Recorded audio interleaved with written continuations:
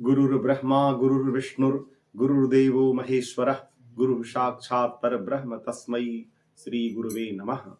मैं आपका जाना पहचाना पंडित सुनील पाठक गया जी बिहार से।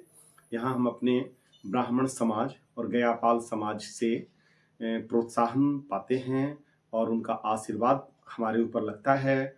और लगभग कई वर्षों से गया जी में कर्मकांड और ज्योतिष का कार्यक्रम करता हूँ। साथ ही साथ मुझे इन सब चीज़ों में रिसर्च करने में बहुत ही आनंद आता है और उसके तत्व में पहुंचने की चेष्टा करता हूं।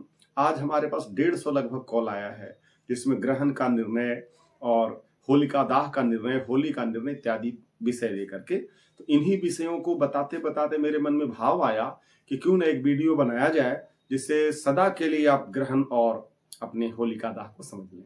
तो आइए हम जानते हैं। आज 2 मार्च 2026 और फाल्गुन महीना का पूर्णिमा तिथि है। तो जो पूर्णिमा का व्रत करने वाले थे वो तो आज ही कर लिए हैं और कल 3 तारीख को ग्रहण लगने वाला है।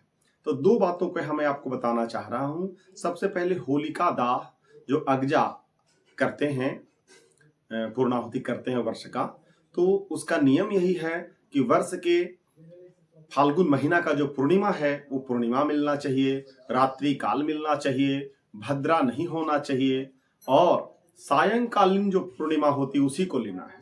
तो ये सब परिस्थिति आपके 2 तारीख में मिल रहा है।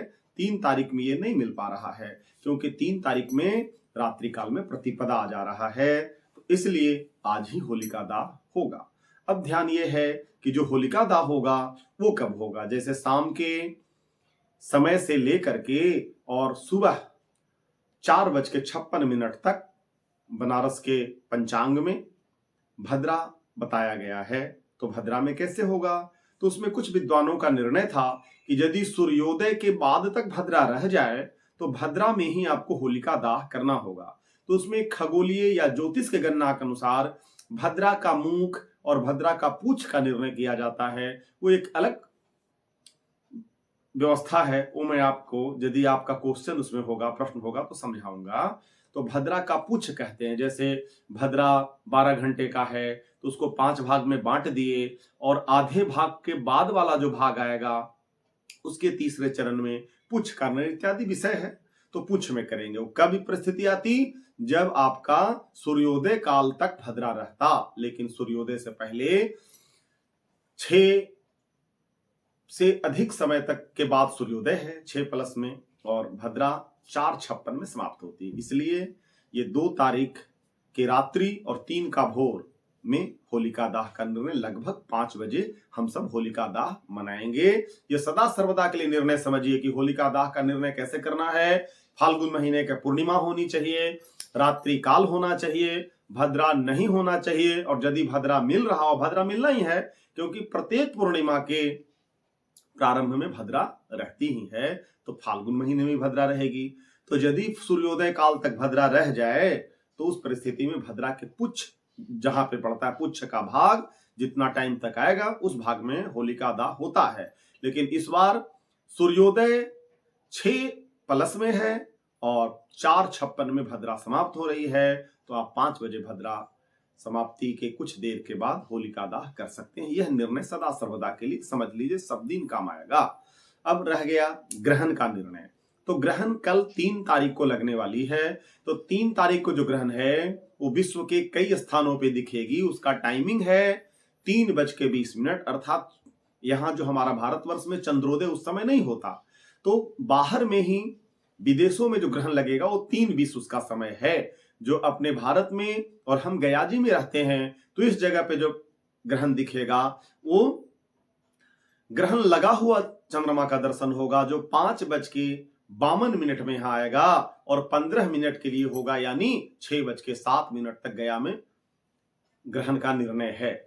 तो 6:07। अब रह गया कि टोटल जो है वो लगभग 6:45 बजे तक पूरे दुनिया में वो चंद्र ग्रहण का खगोलीय दर्शन होगा। लेकिन ये तो सब लोग जानते हैं, हम लोग सब जानते हैं कि चंद्रमा का जब ग्रहण होता है तो ग्रहण जिस टाइम शुरू होता है उससे 9 घंटा पहले सूतक कहा गया है, यानी छूत लगा रहता है। क्यों छूत लगा रहता है, और हम लोग सब जानते हैं ग्रहण लगने का ये भाव नहीं हुआ कि चंद्रमा पे कोई व्यवस्था होती है। होता यह है कि सूर्य और चंद्रमा के बीच पृथ्वी आ जाती है और पृथ्वी का छाया चंद्रमा पे पड़ने लगता है, तो जितने भाग पे वो छाया पड़ता है उतने भाग तक सूर्य और चंद्रमा का प्रकाश पृथ्वी पे नहीं आने के कारण कई जीव जंतुओं का आक्रमण होता है, इसलिए भोजन विशेष वर्जित है, कई चीज वर्जित है जो आप वर्जित में देख लेंगे, तो इसलिए उसको सूतक छूत माना गया है। और इसी तरह सूर्य ग्रहण में 12 घंटे का और चंद्र ग्रहण में 9 घंटे का। लेकिन यहाँ पे बात ये आती है, सब लोग मंथन करके मैंने जो बताया उसको समझिए, सब दिन काम आएगा। तो निर्णय यह है कि यदि ग्रहण का समय जिस जगह पे ग्रहण लगते हुए दिखाई दे, यानी भारत में यदि चंद्रमा को ग्रहण, अच्छे चंद्रमा पहले उदय हो और ग्रहण उदय होने के बाद लगे तो उसका छूतक लगेगा, और यदि ग्रहण लगा हुआ ही आपको दिखाई पड़ा उसका छूतक नहीं मान्य है। लेकिन मीडिया का इतना प्रचार है, यूट्यूब पे, फेसबुक पे, ट्वीट, सब जगह उस प्रचार से लोग बच्चे इस बात को बोलते नजर आ रहे हैं। 150 कॉल मेरे पास आ जाया है और मुझे कहना ही पड़ता है, क्योंकि एक मान्यता संस्कार में चला गया उनके अंदर, छूतक मान करेंगे कुछ नहीं लेकिन बोलते हैं। कुछ लोगों का ऐसे ही केवल इसको क्या है ऐसे करके थोड़ा लोग जागृत हुए हैं, जानना भी चाहिए। लेकिन आज समझ लीजिए बढ़िया से कि यह ग्रहण जो है लगा हुआ भारत में दिखेगा, इसलिए इसका विशेष छूतक का महत्व नहीं है। फिर भी आप इतना सुनते आए हैं, नेगेटिविटी आ जाती है, नहीं करेंगे तो कर लीजिए, लेकिन मन में ये भाव हटाइए कि उसका छूतक कुछ भी है। तो कब मानना आपको? तो 5:52 से लेकर के 6:07 तक यहाँ है। तो 5:52 से पहले 9 घंटा पहले छूतक मानते हैं। हालांकि मैंने बताया कि जब ग्रहण लगा हुआ उदय होता है उसमें छूतक मान्य नहीं है। तो इस पर यदि आप नहीं मानते तो केवल ग्रहण काल में माने, और मानते हैं तो 9 घंटा पहले माने, ये सदा सर्वदा आपको काम आएगा।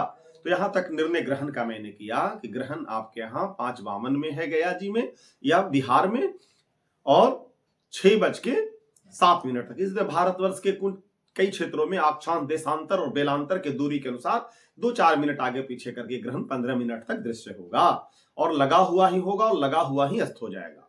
करना क्या है? करना यह है कि आज होलिका दाह है, तो होलिका दाह के बाद आप सब सनातन धर्मावलंबियों को, हिंदू सनातन धर्मावलंबियों को यज्ञोपवीत बदलने का नियम है। तो होलिका दाह के बाद आपको स्नान करके यज्ञोपवीत बदलने का है। लेकिन कल अंतर है, आंतर कहते हैं, मतलब होलिकोत्सव और होलिका दाह के बीच के समय को अंतर कहते हैं। तो आपको छूत लगा रहेगा। तो परिस्थिति यह है कि आपको 3 तारीख को सामान्य रूप से ईश्वर आराधना करते रहना है, छूतक मानना है, यानी ग्रहण का दोष के अलावे अगजा का जो प्रारंभ, अगजा जो जलेगा वहां से लेके होली होने तक। होली कब है? तो 4 तारीख को। 4 तारीख को आपको प्रातः काल अच्छा से उमटल लगा करके स्नान करना है, नूतन नए यज्ञोपवीत धारण करना है और गायत्री का आराधना करना है। कुल देवी देवताओं को रंग अबीर से उनका आशीर्वाद लेना है, और इसी तरह से होली प्रारंभ हो जाएगा। एक चीज इसमें मानना आपको यह है कि धुरखेली कहते हैं, यानी होली का जो जलता है होलिका दाह, उसका भभूत ग्रहण करना, वो आपको 3 तारीख को ही भभूत ग्रहण करना है। ये आप कर सकते हैं। और 4 तारीख को प्रातः काल स्नान से पहले हमारे यहाँ प्रचलन है कि मिट्टी को, पहले सारे लोग मिट्टी को पानी में फुलाते हैं, वो लगाते हैं, भगवान को भी चढ़ाते हैं और खुद भी लगाते हैं शुद्ध मिट्टी, और उसके बाद स्नान करते हैं। स्नान के बाद रंग अबीर की व्यवस्था है। इस तरह से होली धूमधाम से मनाएं। और इन सब बातों का निर्णय ये वीडियो के माध्यम से मैं आपको दे रहा हूं, उसको समझे। फिर भी कहीं पे डाउट हो तो आप मुझे कॉल कर सकते हैं, मेरा नंबर अभी वहां पे दिया जाएगा। इन्हीं शब्दों के साथ अपने गुरुदेव का स्मरण करते हुए सम ओम।